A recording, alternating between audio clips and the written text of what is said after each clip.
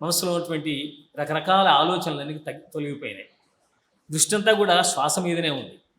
అలా ప్రాణాయామం చేస్తున్నటువంటి అలర్కుడు ఇంకా నా మనసు నిలబడటం లేదు స్వామి, ప్రాణాయామం ఆపగానే మళ్ళీ వేరే ఆలోచనలు వస్తున్నాయి అన్నాడు.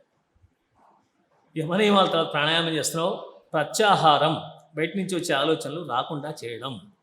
అనవసరం విషయాలే, మనకు సంబంధం లేని విషయాలు కూడా వస్తాయి. ఈ అనవసరమైన విషయాలను రాకుండా మనసు నిలపడానికి నువ్వు శతధా ప్రయత్నం చేయి, 100 విధాలుగా ప్రయత్నం చేస్తే నెమ్మదిగా అలవాటు అవుతుంది. అభ్యాసం కావాలి. అందుకోసం చెప్పగా ప్రాణాయామం తర్వాత ప్రత్యాహారం 2 వచ్చేసాయి ఆయనకు. ఈ రెండింటి తర్వాత బయట ఆలోచనలు రావట్లేదు, లోపల ఆలోచనలు బయటకు పంపించగలుగుతున్నాను, ఇంకా వేరే రాకుండా నేను ప్రాణాయామం ద్వారా చేయగలుగుతున్నాను అనే స్థితి వచ్చిన తర్వాత అప్పుడు ధ్యానాన్ని కూర్చో. ఇది ధ్యానం అనేది ఏంటంటే మనస్సును ఏకాగ్రం చేసి ఇతర ఆలోచనలు ఏవీ లేకుండా, బయట ఏం చప్పుడు జరిగినా, ఏం గొడవ జరిగినా, ఏం జరిగినా కూడా దానికి సంబంధించిన ఆలోచన అసలు రానే రాదు. అంత ప్రశాంతంగా ఉన్న స్థలంలోనే కూర్చోమని చెప్పారు. ధ్యానం చేయడానికి కొన్ని స్థలాలు చెప్పాడు ఆయన. నదీ తీరంలో కూర్చోవద్దు, మంటలు ఉన్న చోట కూర్చోవద్దు, ఎండలో కూర్చోవద్దు, గాలి ఎక్కువగా వీచే చోట కూర్చోవద్దు. ప్రాణాయామం చేసే చోట చాలా ప్రశాంతంగా సమ ఉష్ణ శీతల స్థితి ఉండాలి. అలాంటి చోట మాత్రమే నువ్వు ప్రాణాయామం చేస్తూ ధ్యానం చేయను ఆయన అని చెప్పాడు. అలా ధ్యానం చేస్తుంటే ఆటంకాలు వస్తాయి, నెమ్మదిగా ఒక్కొక్కటి దాన్ని జయించగలుగుతావు నువ్వు అని చెప్పేసి అన్నాడు. ఈ ప్రాణాయామ ప్రత్యాహార తర్వాత ధ్యానాన్ని కూడా చక్కగా బోధించాడు ఆయన. ఆ ధ్యానం చేయడం ప్రారంభించిన తర్వాత 90% మనస్సు కుదుటపడింది ఆయన. చాలా అద్భుతంగా ఉంది స్వామి, ఈ యోగా ద్వారా నేను మనసును ప్రశాంతం చేసుకున్నాను. ఈ లోకంలో శరీరం ఉన్నంతసేపే మనం ఉంటాం. మనం అంటే ఈ జీవుడు శరీరంలో ఉంటాడు. శరీరం పడిపోయిందంటే ఈ జీవుడి కంచి వెళ్ళి ఇంకో శరీరంలో వెళ్తాడు. లేదా మనం బాగా సాధన చేస్తే మోక్షం, మళ్ళీ పుట్టకుండా ఉంటాడు, ఆ జీవుడికి మళ్ళీ జన్మ రాకుండా ఉంటుంది.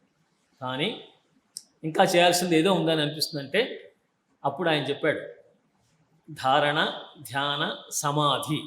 నాయన బాగా ధారణ చేయి, ధ్యానం చేస్తున్నావు, దాన్ని ధారణ చేయి, మనసులో ఉంచుకో. నువ్వు దేని మీద దాని మీద దృష్టి పెట్టు. నువ్వు దేవుడు అనుకుంటావా, ఇంకేదనుకుంటావా, దాని మీద ఒక దాని మీద దృష్టి కేంద్రీకరించి ధారణ చేస్తూ ఉండు. ఆ తర్వాత నువ్వు సమాధి స్థితిలోకి వెళ్ళిపోతావు అని చెప్పాడు.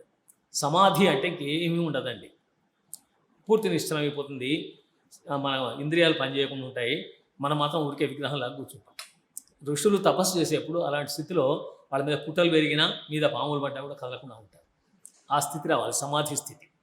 కాబట్టి ఆ సమాధి స్థితిని కూడా సాధించు అని చెప్పారు. చెప్పిన తర్వాత ఆయన కొంత సాధన చేసి, అయ్యా మీ అనుగ్రహం వల్ల నాకు ఇప్పుడు జ్ఞానం కలిగింది అని చెప్పేసి అని, నేను 2 మాటల్లో చెప్తున్నాను కానీ చాలా విషయాలు చెప్పాడు ఆయన, చాలా కాలం పట్టింది. సరే అలా అయిన తర్వాత అప్పుడు అనుకున్నాడు, స్వామి నేను ఇది సాధన చేస్తాను, నాకు వైరాగ్య భావం ఏర్పడింది. వైరాగ్యం, అభ్యాసం 2 మీరు నేర్పించారు నాకు. కాబట్టి నేను ఇప్పుడు నాకు ఎట్లాంటి ఇబ్బంది లేదు. అందువల్ల మా అన్నగారిని వాళ్ళకి చెప్పేసి మీ రాజ్యం మీరు పరిపాలించుకుంటే నేను వెళ్ళిపోతానని చెప్పేసి అన్నాడు. అప్పటికే ఈయన పిల్లలు కలిగారు, పెద్దవాడు పెద్ద అయిపోయాడు. కొడుకు రాజ్యం కావాలని అడుగుతాడేమో, అవన్నీ వస్తాయి కదా భౌతికమైనవి. అందుకోసం ఒకసారి వెళ్ళి వాళ్ళకు రాజ్యం అప్పు చెప్పేసి వెళ్తానని చెప్పేసి దత్తాత్రేయుల వారి దగ్గర ఆశీర్వచనం తీసుకొని ఆయనకు నమస్కారం చేసి వాళ్ళ సోదరుడు సుబాహు తర్వాత కాశీరాజు ఉన్న చోటుకి వెళ్ళాడు. వాళ్ళు రాజ్యాన్ని ఆక్రమించారు కానీ వాళ్ళు పరిపాలించట్లేదు. ఎందుకంటే ఇతడు మళ్ళీ దండెత్తి వస్తే యుద్ధం చేస్తే అతనే తీసుకోవాలి. వచ్చేసి సుబాహుతో అన్నాడు, నువ్వు రాజ్యం తీసుకో అన్నయ్యా, నాకెందుకు రాజ్యం, నువ్వు తీసుకొని పరిపాలించు అన్నాడు. ఆయన నవ్వాడు. కాశీరాజు పక్కనే ఉన్నాడు. అయ్యా కాశీరాజా, మీరు చాలా కష్టపడి యుద్ధం చేసి నా సైన్యాన్ని ఓడించి నన్ను బంధితుని చేసి బయటికి పంపించేశారు. నేను రాజ్యాన్ని వదిలేశాను, నాకు ఇప్పుడు రాజ్యం అక్కర్లేదు, మీరైనా పరిపాలించండి అన్నాడు. అప్పుడు కాశీరాజు కూడా అనుకున్నాడు, ఎందుకు నువ్వు ఇలా ఆలోచిస్తున్నావు? క్షత్రియ ధర్మం, వీరధర్మం, నువ్వు యుద్ధం చేసి నీ రాజ్యాన్ని నువ్వు సాధించుకోవాలి, అంతేగాని నువ్వు నాకు ఇది అక్కర్లేదు తీసుకో అని చెప్పేసి ఎందుకు అంటున్నావు అని చెప్పేసి అడిగాడు. అడిగితే అప్పుడు ఆయన ఈ ఆత్మజ్ఞానం గురువు దగ్గర, దత్తాత్రేయుల దగ్గర ఏం పొందాడో వాటి కొన్ని విషయాలు వివరించి, ఇక మీరు మా సుబాహు గారు అన్నగారు నేను మన ముగ్గురం వేరు కాదు, శరీరాలు వేరుగా కనబడుతున్నాయి, మా అందరి శరీరాలు వేరుగా కనబడుతున్నాయి, కానీ మనలో ఉండేటువంటి ఆత్మ ఒకటే కదా, ఈ చైతన్యం సేపు కదా మనం ఉండేది, మన పూర్వులు ఎంతోమంది పోయారు కదా, చూస్తున్నాం కదా, వాళ్ళ శరీరాలు పోయినాయి కదా, కాబట్టి మనలో ఉండేటువంటి జీవుడు ఒకడే, కాబట్టి అది ఆ పరమాత్మ నుంచి వచ్చినటువంటి ఆత్మే, కాబట్టి నాకు ఆత్మజ్ఞానం కలిగింది, అందువల్ల నాకు అక్కర్లేదని చెప్పేసి అనేసరికి వాళ్ళకు కూడా అనిపించింది, ఇది ఎందుకు నీ రాజ్యం మాకెందుకయ్యా, నీ రాజ్యం నువ్వు పాలించుకో అని చెప్పేసి కాశీరాజు నేను వెళ్ళిపోతా అన్నాడు. సుబాహు అన్నాడు, నువ్వేగా తీసుకొచ్చి నువ్వు పాలించుకో అని చెప్పి సుబాహుకు అప్పచెప్తే ఇస్తే సుబాహు అన్నాడు, నాకు రాజ్యం కోసం రాలేదు, మా తమ్ముడు సుఖభోగాల్లో మునిగిపోయి ఈ రాజ్యభోగాలు చాలా గొప్పవని భావించి అది లేకపోతే నేను బతకలేని స్థితిలోకి వచ్చేసాడు, అంత లంపటుడు అయిపోయాడు, ఆ లంపట నుంచి బయటపడేద్దామనే ఉద్దేశంతో మా కాశీరాజా నీ సహాయం తీసుకొని నేను నీ శరణు కోరి సైన్యంతో సహా అతన్ని ఓడించాను, ఇప్పుడు అతనికి జ్ఞానం కలిగింది, అతనికి జ్ఞానం కలిగిన తర్వాత నేను ఇక్కడ ఉండాల్సిన అక్కర్లేదు, నాకు రాజ్యం కోసం కానీ దానికోసం కానీ నేను చేయలేదు ఇదంతా, అందువల్ల నేను వెళ్ళిపోతున్నానని చెప్పేసి ఆ సుబాహుడు కూడా వెళ్ళిపోయాడు.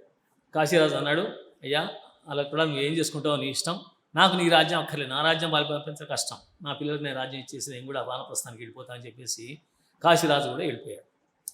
వెళ్ళిపోయిన తర్వాత అలర్ కూడా అనుకున్నాడు, ఈ రాజ్యాన్ని ఇలా మధ్యలో వదిలేయకూడదు, కర్తవ్యం అని ఒకటి ఉంటుంది, ఆ కర్తవ్యరాహిత్యంగా ప్రవర్తించకూడదు అని చెప్పేసి అనుకొని తన పెద్ద కుమారుని పిలిచి అతనికి రాజ్యాన్ని అప్పగించి తన భార్యను తీసుకొని తాను వానప్రస్థానికి వెళ్ళిపోయి అక్కడ సాధన చేస్తూ చివరకు నిర్వాణాన్ని పొందాడు, మోక్షం పొందాడు అని చెప్పి సుమతి మహామతికి వృత్తాంతం అంతా చెప్పి ఇలా అలర్కుడు కూడా చివరకు ఆత్మజ్ఞాని అయి మోక్షాన్ని పొందాడు. నాన్నగారు దాన్ని మించింది ఏముండదు కదా, తురీయ పురుషార్థం, చివరి పురుషార్థం మోక్షమే. మనం ధర్మం అర్థం కామం దగ్గరే ఆగిపోతాం, కొంతమంది ధర్మం కూడా ఆలోచించరు, అర్థకామాల దగ్గరే ఆగిపోతారు, డబ్బు సంపాదించడం సుఖపడటం ఇదే ఆలోచిస్తారు, ఇదే జీవితం అనుకుంటారు, యంత్రంలాగా సంపాదిస్తూ ఉంటారు, సంపాదించి సంపాదించి సంపాదించి సంపాదించి ఏం చేస్తారు చివరకు? మన శవం మీద వేసిన ₹1 కూడా మనం తీసుకెళ్ళాం, కప్పుకున్న గుడ్డను కూడా తీసుకెళ్ళాలి, అంతే కదా. ప్రయాణమైనప్పుడు ఏముంటుంది, ఏమో ధనాని భూమౌ పశవశ్చ గోష్ఠే భార్యా గృహద్వారే జనశ్మశానే దేహశ్చితాయాం పరలోక మార్గే ధర్మానుగోగచ్చతి జీవయేక అంటాడు.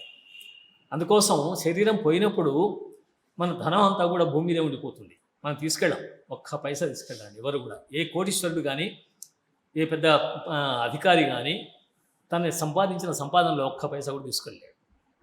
ధనాని భూమౌ, సంపాదించిన ధనం అంతా కూడా భూమి మీద ఉంటుంది.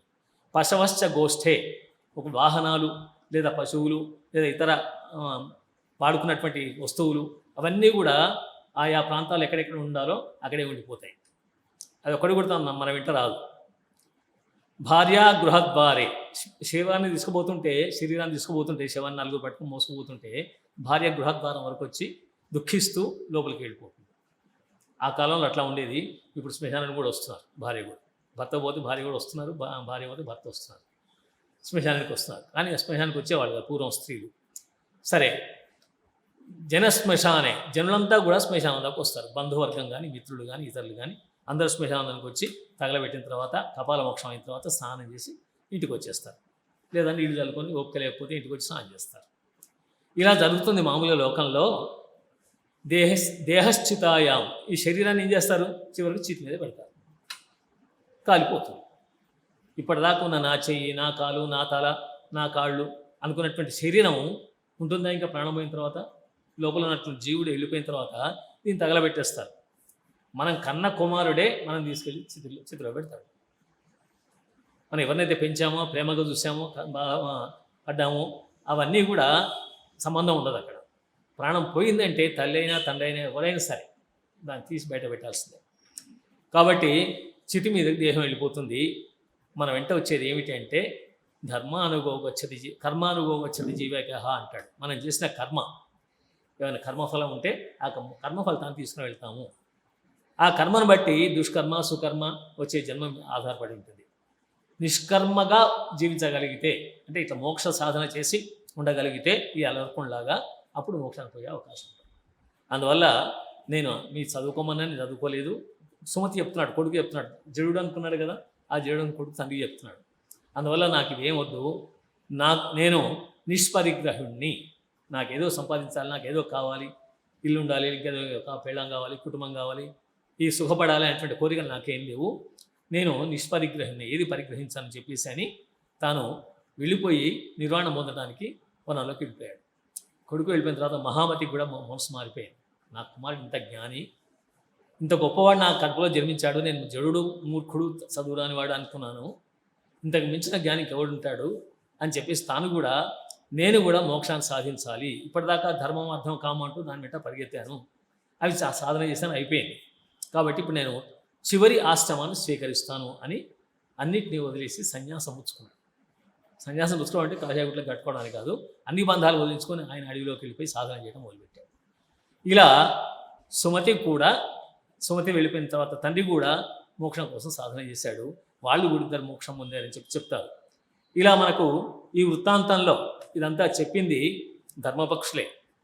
ఇవన్నీ చెప్పిన తర్వాత జైమిని మహర్షి అంటాడు, చాలా అద్భుతంగా ఉందయ్యా, మానవులు కనుక సాధన చేస్తే సాధించలేనిది ఏమీ ఉండదు, అన్నింటినీ సాధించగలరు, కాకుండా దాని మీద మనసు పెట్టాలి, ఆ దృష్టి ఉండాలి అని చెప్పేసి అని సంతోషపడి